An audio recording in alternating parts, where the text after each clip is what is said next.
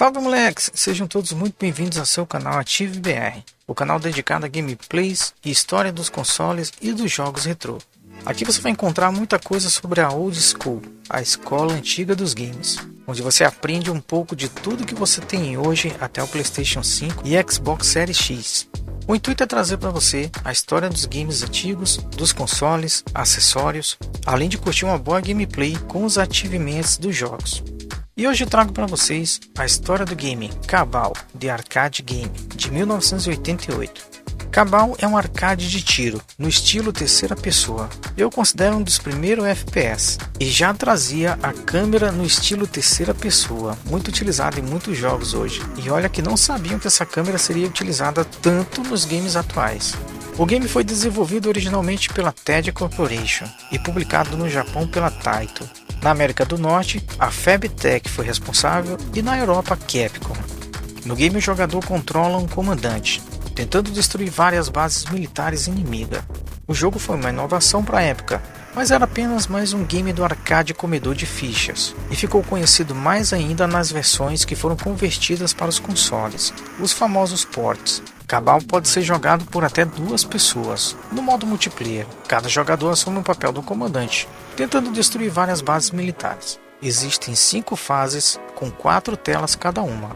E no final das 4 telas, você enfrenta um chefe. O jogador começa com um estoque de 3 vidas, e usa uma arma com munição ilimitada, e um número fixo de granadas, para tentar afastar uma quantidade de tropas inimigas e também atacar algumas bases. Com o estilo de câmera hoje conhecida como terceira pessoa, por cima do ombro, começamos a jogar enfrentando esses inimigos. Podemos nos esconder atrás de paredes protetoras, que são danificadas pelo inimigo através de tiros ou mesmo granadas que eles jogam.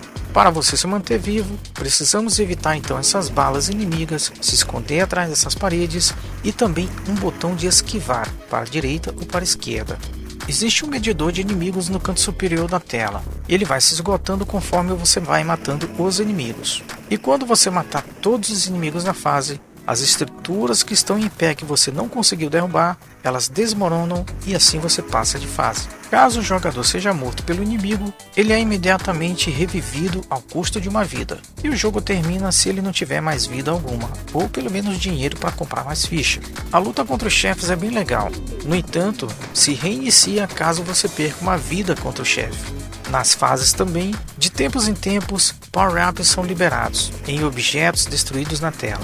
Alguns power-ups fornecem armas especiais, como uma metralhadora de disparo extremamente rápido ou uma espingarda automática com uma taxa de disparo mais baixa, mas que tem uma área de efeito bem maior. Outros também concedem uma granada extra ou pontos adicionais.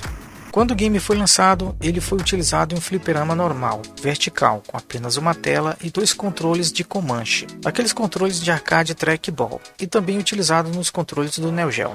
Também houve arcades que receberam controles normais, porque muitos não conseguiam jogar com os trackballs, os modelos clássicos de controle. Então foi adicionado o joystick comum em alguns arcades.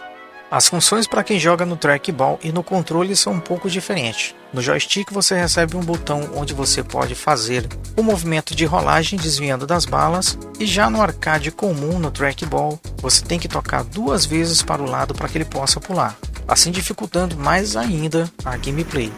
Outro ponto de dificuldade é a mira do soldado. Enquanto você estiver atirando, a mira fica em movimento. Se você parar de atirar, você consegue se mover com o soldado. A vantagem é que você consegue mirar inimigos que estão mais distantes da tela ou mais próximo. Também é possível acertar algumas bombas ou granadas que jogam em você. Garrafas com molotov também serão atiradas, mas você pode quebrar essas garrafas com tiro. Cabal foi um tanto inovador por apresentar uma perspectiva em terceira pessoa. Foi muito bem aceito nos arcades e principalmente nas versões de consoles caseiros. A vantagem dos consoles caseiros é que se tinha a movimentação dos controles atuais para a época e não a necessidade do trackball. De qualquer forma, se criava uma necessidade de um equilíbrio cuidadoso entre táticas ofensivas e defensivas. Essa jogabilidade avançada envolve gerenciamento de movimentos destrutíveis no equilíbrio da esquiva, que fica mais arriscado à medida que o número de projéteis lançados pelos inimigos aumentam na tela, e tendo uma alternativa mais segura de se proteger atrás dessas paredes protetoras, mas infelizmente com a durabilidade limitada. Cabal foi portado para vários computadores domésticos da época, incluindo os computadores que tinham o sistema DOS, também para o Amstrad CPC, Commodore 64, ZX Spectrum, Atari ST e Amiga. Saiu uma última versão para o Nintendo Entertainment System de 8 bits. Essa versão foi feita pela Rare. Uma versão para o Atari Lynx tinha sido mostrada e até iniciada a programação para publicação em abril de 1992, mas nunca saiu do papel. A empresa que seria responsável por esse port era a Fabtech. A Rare teve dificuldade de converter o jogo para o NES. Ela não recebeu os códigos fontes do jogo para se fazer o port necessário para o Nintendo. Então eles tiveram que jogar o game repetidamente e redesenhar todo o gráfico, assim como também entender a sua jogabilidade. E devido à limitação dos hardwares da época, acomodar as muitas camadas de sprite do jogo, o programador que fez o game, Anthony Ball, usou um truque de codificação bem comum lá no Old School. É chamado de troca de sprites da esquerda para a direita a cada 2 quadros. Isso tem um efeito colateral negativo de fazer com que os sprites pisquem quando atingem o limite que o console aguenta, que seriam no máximo 8 pontos por linha, mas muitos programadores da época consideraram isso uma troca aceitável, porque poderia se incluir todo o conteúdo do jogo.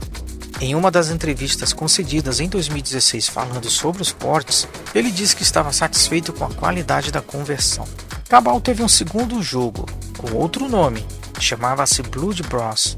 Foi lançado em 1990, embora a sequência tivesse um tema faroeste bem diferente da versão anterior, mas mesmo assim ainda se passava no Vietnã. E aí, você curtiu esse tipo de vídeo? Segue o nosso canal para você ficar conhecendo algumas dessas relíquias do mundo old school. Deixa teu like para fortalecer o canal e seja muito bem-vindo. Até mais!